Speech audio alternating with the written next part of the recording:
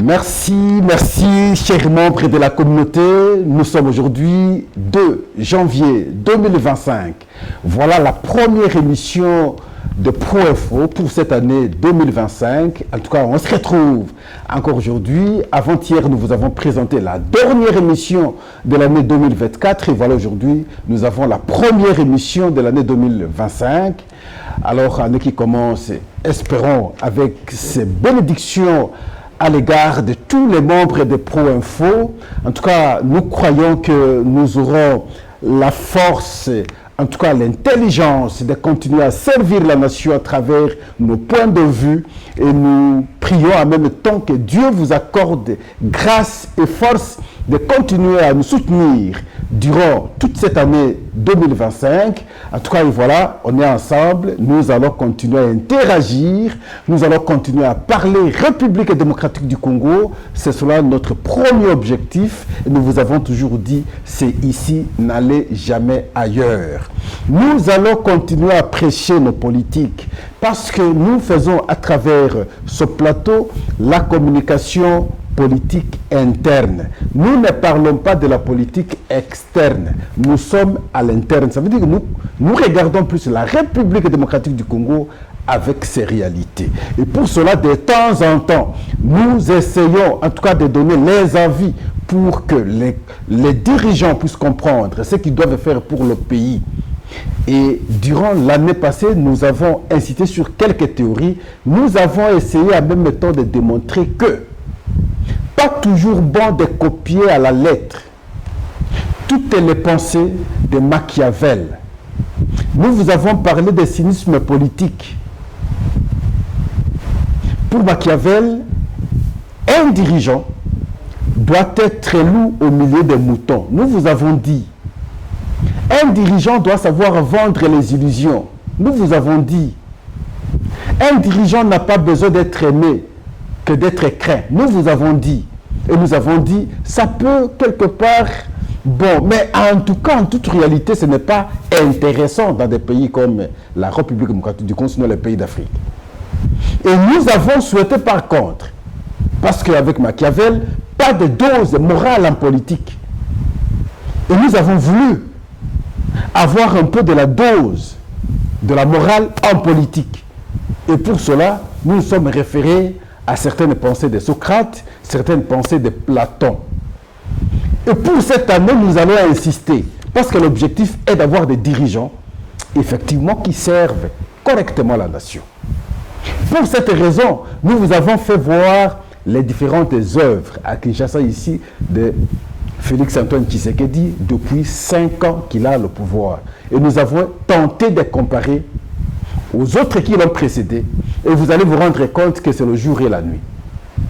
Par les œuvres que nous avons citées, nous avons sauté certaines œuvres, même si nous avons dit il y en a beaucoup. Il y a aujourd'hui la construction du stade de Sainte-Thérèse en Djili. Ça, c'est l'espace de l'opposition à chaque fois lorsqu'il y a des manifestations. Là, le stade s'est construit, mais je ne sais pas.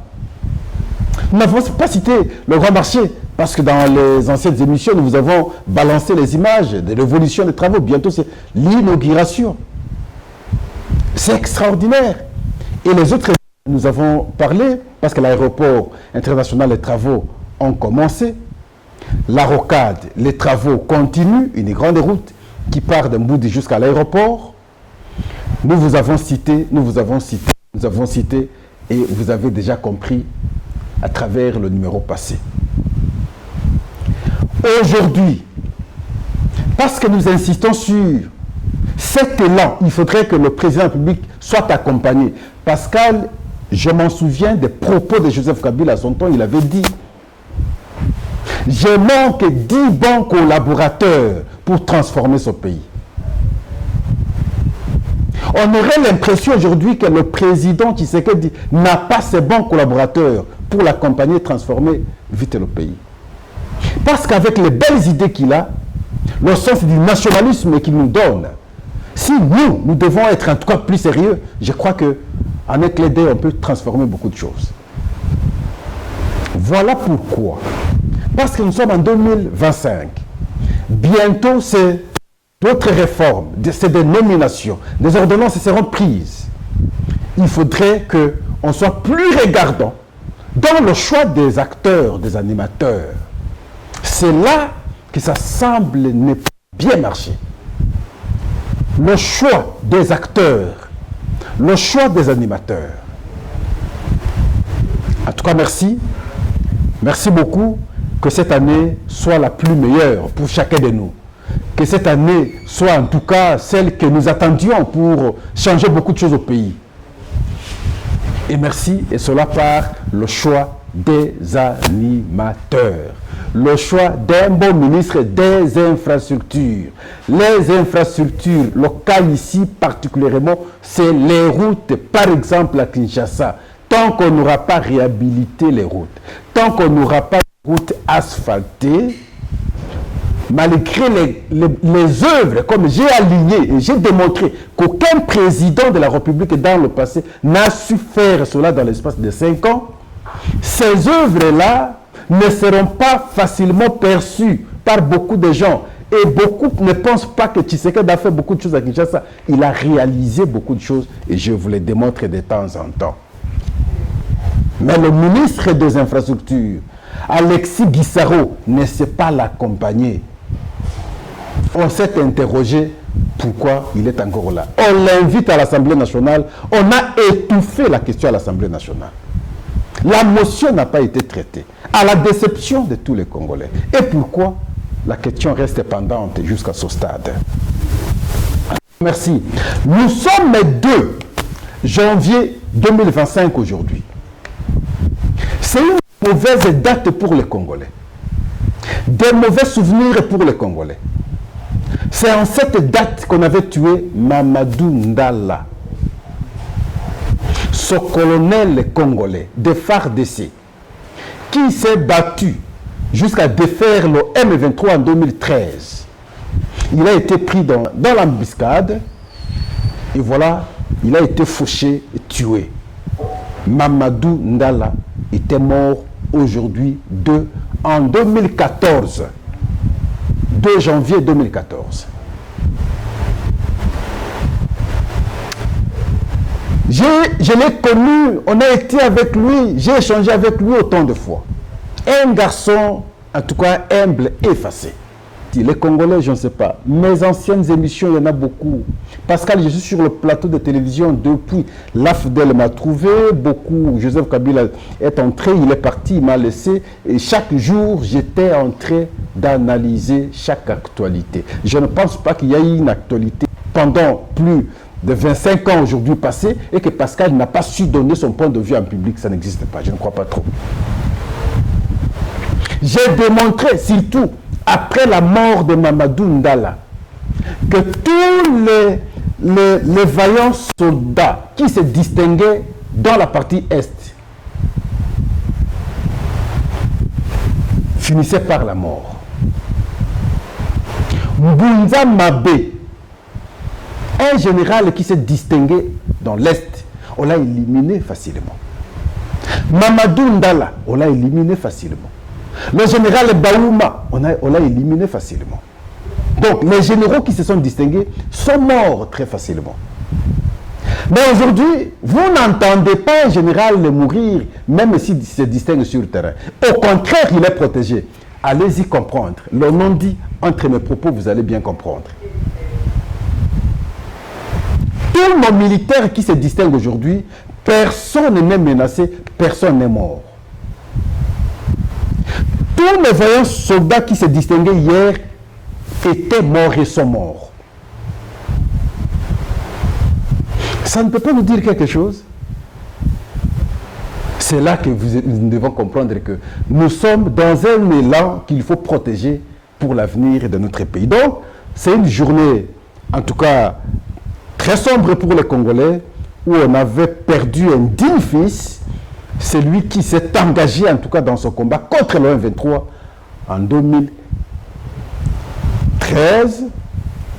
On gagne et 2014 on l'élimine parce que nous avons gagné le M23. Et il est parti vite. Mamadou Ndala, que son âme repose toujours en paix.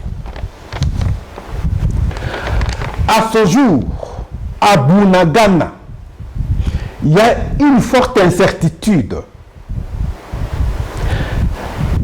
Certains responsables commencent à avoir peur de continuer à assumer des responsabilités du fait qu'ils se disent les FARDC montent en puissance, ils avancent. Lorsqu'ils vont arriver ici, nous serons les premiers à être ciblés. La meilleure des choses, c'est se soustraire déjà maintenant et aller là où on peut aller pour se sauver. Ça, c'est un bon message déjà. Lorsqu'il y a des articulations, lorsqu'il y a les attitudes de la peur dans le chef de l'ennemi, c'est l'occasion de continuer avec les affrontements, avec les attaques. Ne baissez pas les bras, qu'on ne vienne pas vous décourager encore avec vos cessez-le-feu, avec les pourparlers.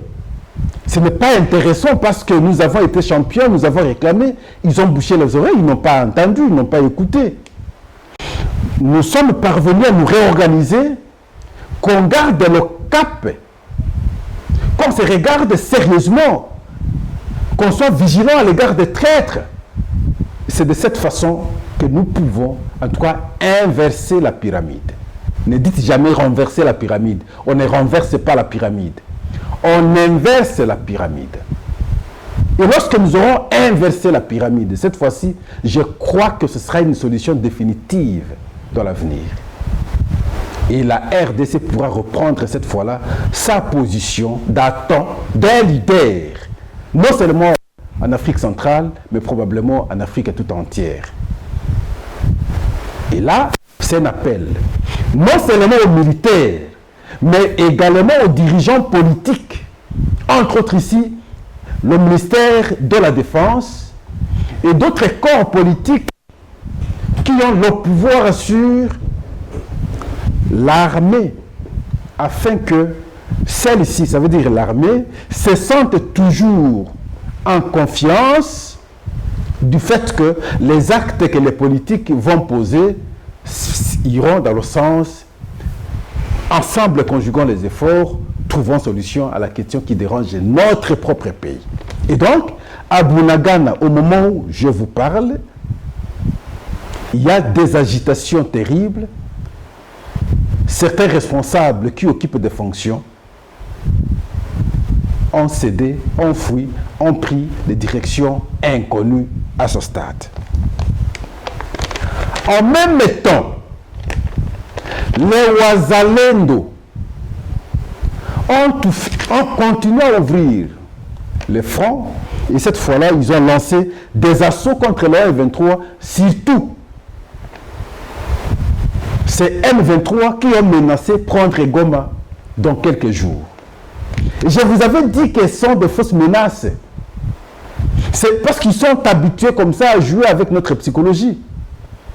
Comme ils savaient qu'ils avaient leur traître à l'intérieur de FARDC, ils lancent un message comme ça et puis finalement ils trahissent et de l'autre côté ils avancent. Ils pensent qu'ils vont continuer comme ça. Et le message qu'ils avaient avancé, je vous avais dit que c'est un faux message parce que au début, je vous ai dit qu'ils ont ouvert beaucoup de fonds. C'était pour lancer seulement le message au monde entier qu'il faut discuter plutôt avec nous et non avec Kagame, qui leur paraît bien entendu. Mais bien qu'ils aient ouvert les fonds, ils ont rencontré une résistance terrible. Mais ça ne servirait à rien de lancer le message que nous allons prendre Goma. Personne ne vous a interdit de prendre Goma depuis longtemps. Parce que vous avanciez. C'est comme qui a écrit une affiche, il dit « Ne lisez pas ». Mais vous nous appelez à lire. Je veux prendre le Goma. Ça veut dire que vous ne voulez pas prendre le Goma, vous ne saurez pas prendre le Goma. Si vous étiez à mesure de prendre le Goma, vous n'alliez même pas avancer un quelconque propos. Vous alliez attaquer et prendre le Goma. Et depuis longtemps, vous ne savez pas le faire, simplement parce qu'il y a une forte résistance. Et je vous avais dit que ce propos, c'est un des aveux. C'est un propos d'un impuissant. Sinon, il ne parlerait pas ainsi. Il ne vous appellerait pas à prendre des précautions parce que déjà, ils vous auront dit que nous voulons prendre le Goma. Non. Et voilà, les Wazalendo n'ont pas entendu. Ils ont attaqué. Ah, les attaquants, mais ils sont en débandade, pratiquement. Merci. Continuons comme ça, ne baissons pas les bras. Avançons, avançons. Donc, cette situation de l'Est, la question de l'Est, La réalité, sa réalité, c'est dans la traîtrise simplement. Mine de rien, c'est dans la traîtrise. Le Rwanda a su travailler depuis longtemps. Il a mis beaucoup d'argent dans ses services de sécurité qu'ils ont infiltrés à tous les niveaux. Nous, Congolais, comme nous sommes faibles pour les femmes, et le Rwanda a su comprendre que il faut mettre au premier plan les femmes. Ils viennent, vous vivez avec eux, vous ne saurez pas qu'elle est en intelligence, vous vivez avec elle, vous ne saurez pas qu'elle est en intelligence avec le Rwanda, et tout fait geste que vous faites, l'autre côté est informé. Ils ont, avec les opérations de brassage, ainsi de suite, ils ont infiltré beaucoup de militaires rwandais qui ont eu des responsabilités. Et tout ce que nous faisons, tout plan que nous montons, très facilement est compris de l'autre côté. C'est comme ça qu'ils utilisent souvent les méthodes obliques. Méthode oblique voudrait dire qu'il y a une méthode qui prend une autre direction pour atteindre l'objectif qui serait atteint si on prenait la voie droite. Et ils le font. Et ils l'ont fait pendant longtemps comme ça.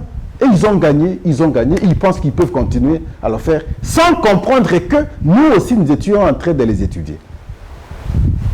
Mais ce que nous devons faire aujourd'hui, je salue nos services de sécurité. Mais nous devons maintenant mettre beaucoup de moyens dans ces services. C'est les moyens qui manquent. Les intelligences sont là. Mettons les moyens.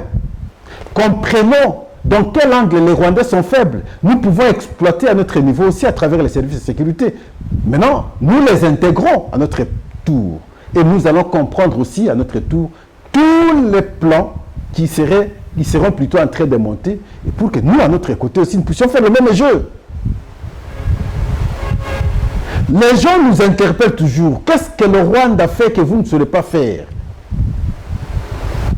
Oui, peut-être le matériel est sophistiqué, parce qu'ils sont appuyés, comme nous vous avons dit, par l'Union européenne à travers l'accord sur les minerais qu'ils ont signé. Ils bénéficient beaucoup d'avantages sur le plan de la technologie. Nous ne sommes pas très avancés. Sur le plan de la technologie, ils ont une certaine ascendance sur nous. Mais sur le plan de la force sur terre, la formation, ils savent que nous avons des militaires aguerris. Le problème, c'est qu'ils tentent des années et des années, ça ne marche pas. C'est pas aujourd'hui qu'ils ont tenté. Ils ont tenté depuis longtemps, ça ne marche pas. Mouzé Laurent Désiré Kabila nous avait dit ceci. La guerre sera longue et populaire. Il avait même prédit qu'elle retournera d'où elle est venue, cette guerre. Sûrement qu'avec le temps, si nous mettons un peu du sérieux, ça va retourner au Rwanda. Pour ceux qui savent naviguer dans les temps, peuvent bien comprendre. Mais vous êtes battus depuis longtemps, vous ne savez pas prendre maintenant des grandes parties. C'est vrai que nos territoires sont si élargis. Je parie que l'espace qu'ils ont aujourd'hui peut être plus grand que le Rwanda. Parce que deux territoires, Rutshuru et Masisi, sont des grands territoires. Mais je veux vous dire aujourd'hui que Masisi n'est pas pris dans son entièreté par le M23. Ou encore Rutshuru, que personne ne vous mente. Ce sont des parties, des grandes parties, oui, qu'ils ont occupées. Mais ce n'est pas l'entièreté. Lubero aujourd'hui, bon, c'est pratiquement entre les mains des FARDC. Nyiragongo, c'est une partie aussi, ce n'est pas la totalité. Ce n'est pas tout le territoire qui est pris. Et cela pour m'opposer, comme nous avons dit la fois passée, au point de vue de notre grand frère, que nous respectons beaucoup, Martin Fayoulou, lorsqu'il a dit le M23 contrôle 130 villages ou localités. Non, ce n'est pas vrai.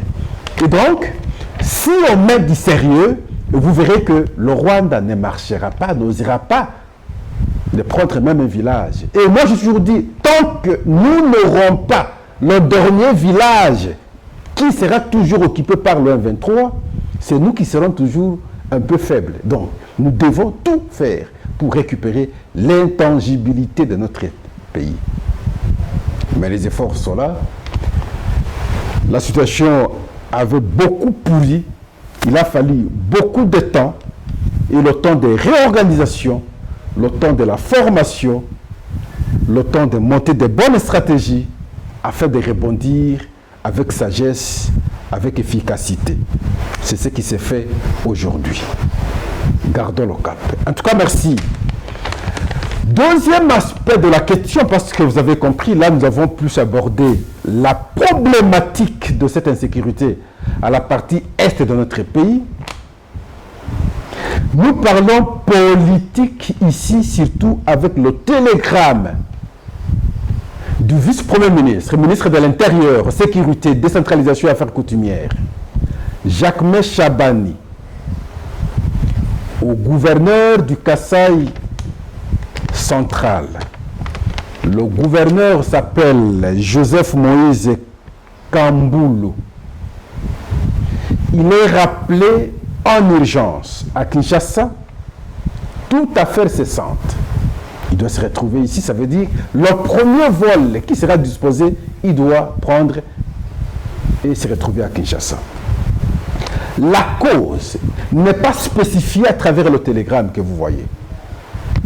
Mais nous savons faire la déduction du fait que ce gouverneur, lors du briefing organisé par le porte-parole du gouvernement, Patrick Mouyaya, ensemble avec Alexis Guissaro, le ministre des Infrastructures, lors de la présence du président de la République dans cet espace du pays, ça veut dire le Kasaï central, son gouverneur, Joseph Moïse Kamboulou, a tenu des propos visiblement qui n'étaient pas politiques, mais il a cru dire des choses de la manière qu'il a pensé être bon.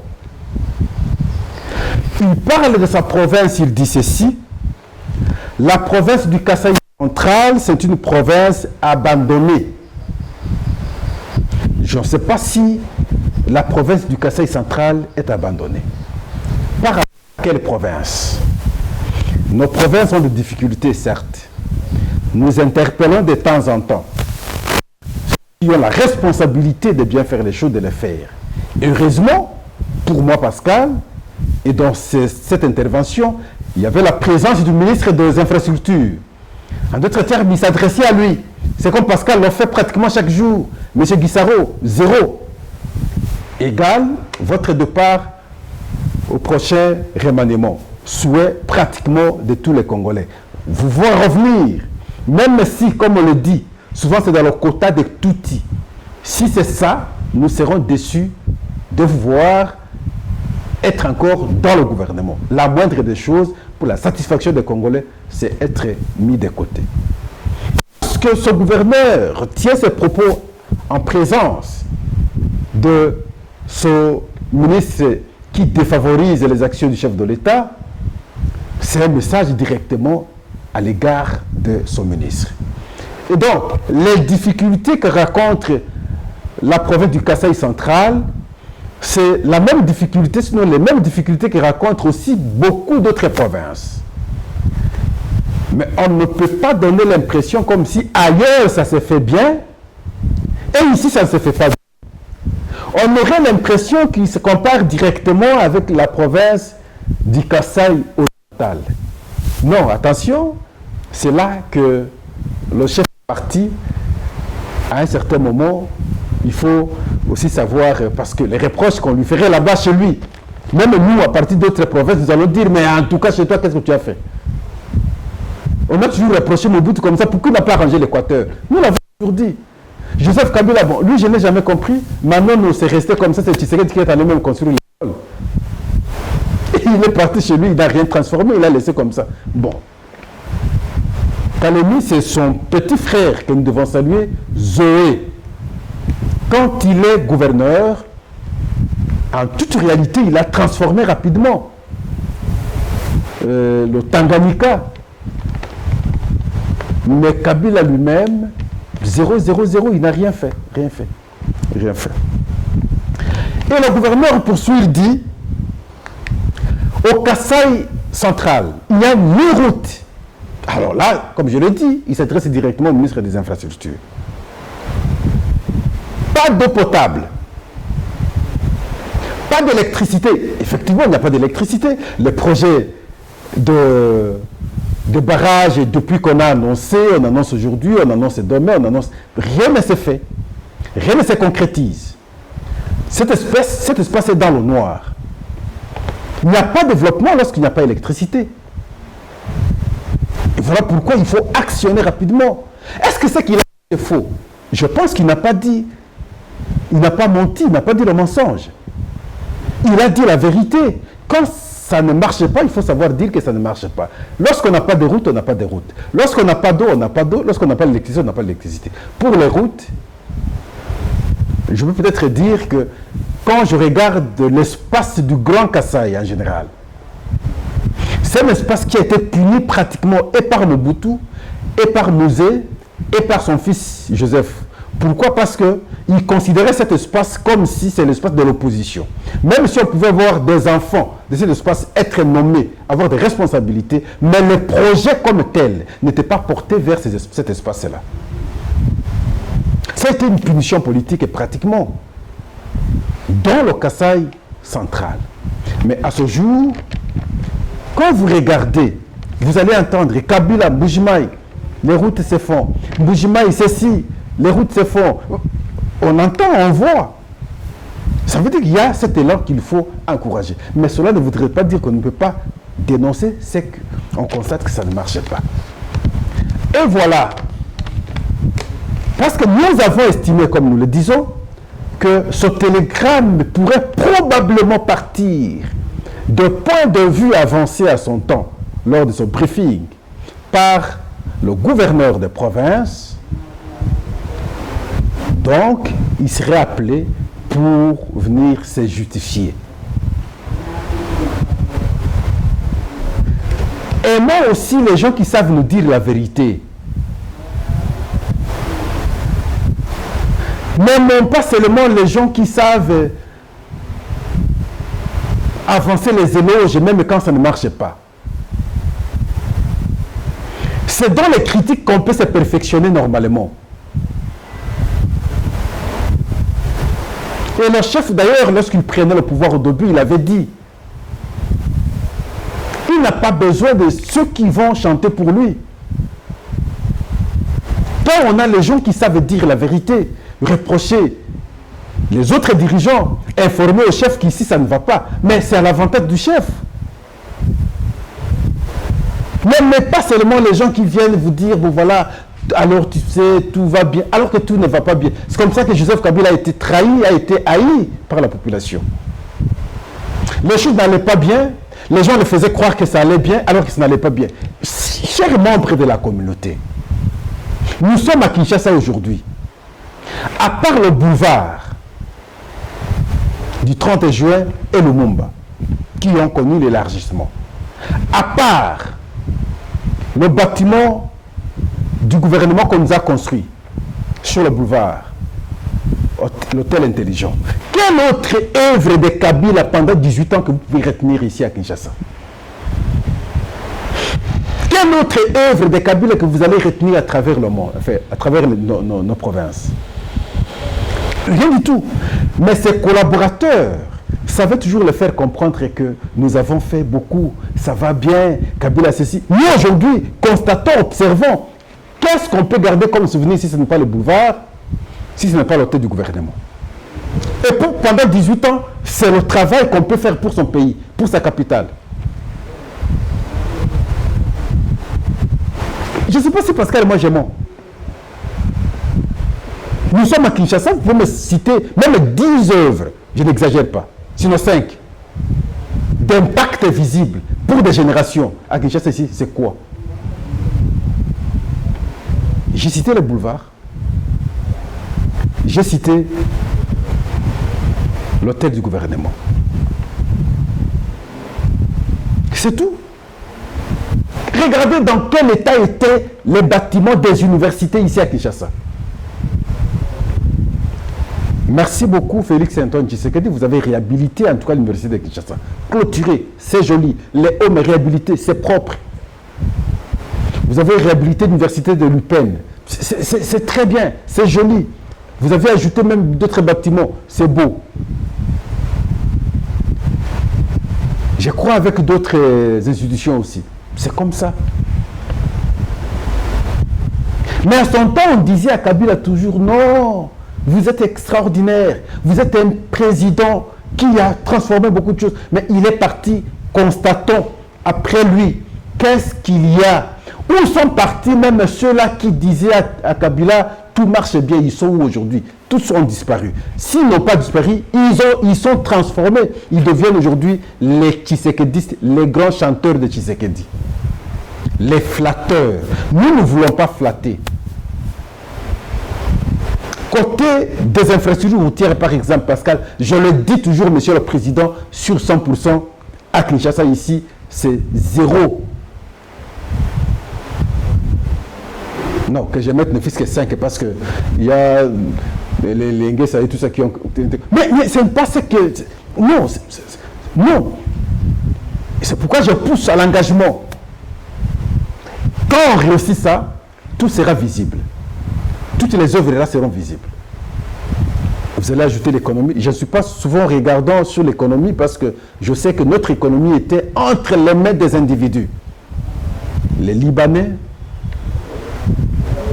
les Indiens, les Pakistanais et certains Congolais politiques qui servaient de couverture pour eux. C'est là, c'est entre les mains de ces gens que loge l'économie de notre pays. Et lorsqu'il y a eu changement de régime, pour aller maintenant confisquer cela, ce n'est pas facile. Il y a toute une méthode à utiliser. Les infrastructures. Ne dites pas que Tshisekedi c'est un exceptionnel. Je ne dis pas ça. C'est un providentiel. Je ne peux pas dire ça. Je veux plutôt l'encourager dans l'élan où il prend, qu'il avance, qu'il transforme, qu'il aide à laisser le pays sur de bonnes bases. C'est comme ça que nous devons dire à Tshisekedi. Nous ne pouvons pas chanter pour Tshisekedi. Il ne faut pas dire non, vous êtes un Jésus, non, vous êtes ceci, celui que le pays attendait. Non, on ne peut pas tenir de tels propos. Quand vous entendez quelqu'un tenir de tels propos, c'est un flatteur. Et on ne peut pas avoir besoin de flatteurs. Nous devons avoir besoin de ceux qui savent dire la vérité. Donc, le gouverneur du Kasaï central, peut-être dans la manière, parce qu'on n'a pas reçu tous la même éducation. Peut-être dans son éducation, il croit que dire des choses de façon brutale, c'est bien. Parce que des gens aussi bien instruits, ils peuvent faire passer le message tout en trouvant certains concepts et puis bon voilà, le message passe. Mais à un certain moment aussi, il faut savoir dire des choses clairement pour que le message aussi soit entendu, même par des gens non formantés. Et donc, aimons surtout ceux qui savent dénoncer quand ça ne marche pas. Cela aide, en d'autres termes, les responsables à pouvoir corriger leurs tirs. Merci beaucoup. Héraclite d'Éphèse, nous l'aimons beaucoup. Vous savez sa pensée? Tout coule, tout passe, rien du tout ne demeure. Rien ne demeurera, tout passera, tout passera, tout passera. Et la preuve, j'ai toujours dit, je venais de le dire pas longtemps ici, Mobutu était ici, il est parti avec tous ces gens, ils sont passés. Les intouchables à leur temps, ils sont tous passés. Tous sont passés. Des gens qu'on chantait ici par les musiciens, tout ça, ces chansons, ces noms, vous n'entendez plus, c'est parti. C'est pas longtemps que nous étions avec Mobutu ici. Mouzé Kabila est venu avec les Kakuji, les Mawampanga et les autres. Tous sont partis. Vous n'entendez pas les gens parler encore. Qu'est-ce qu'on peut encore retenir de Mouzé Kabila si ce n'est pas le marché de liberté ici? Puis il est passé. Les enfants qui naissent à partir de 2000, quand vous parlez de Mouzé, c'est quoi? Quand on parlait de Mobutu, il ne voit rien de souvenirs. Mobutu, oui, bon, je sais, il y a des bâtiments qu'il avait construits, ainsi de suite. Il existe ici le stade de Martyr, le palais du peuple, le pont Marichard, tout ça. Oui, ça c'est vrai. Mais avec Musée, par exemple, mais c'est effacé facilement. À part le marché, quoi encore? Un président qui a été ici. Avec son équipe, c'est parti. Joseph Kabila, il n'était pas longtemps ici. Les gens qui nous ont nargués pendant longtemps. Mais aujourd'hui, Joseph Kabila, il est passé, il est parti. Avec ces gens. Pas longtemps ici, les Obed Minakou, mais ils sont tous partis. Vanité de vanité. Ce qui est plus important, c'est dans la construction des œuvres qui feront que ceux qui viennent après puissent s'en souvenir de vous, dire, et voilà, si nous sommes à cet état, c'est grâce à ceux qui nous ont précédés, qui ont travaillé pour le pays. Et voilà, nous aujourd'hui, nous nous retrouvons aisément. En tout cas, merci. Au revoir. À la prochaine. Bon début de l'année. Bonne année 2025 à chacun de nous. Bye bye.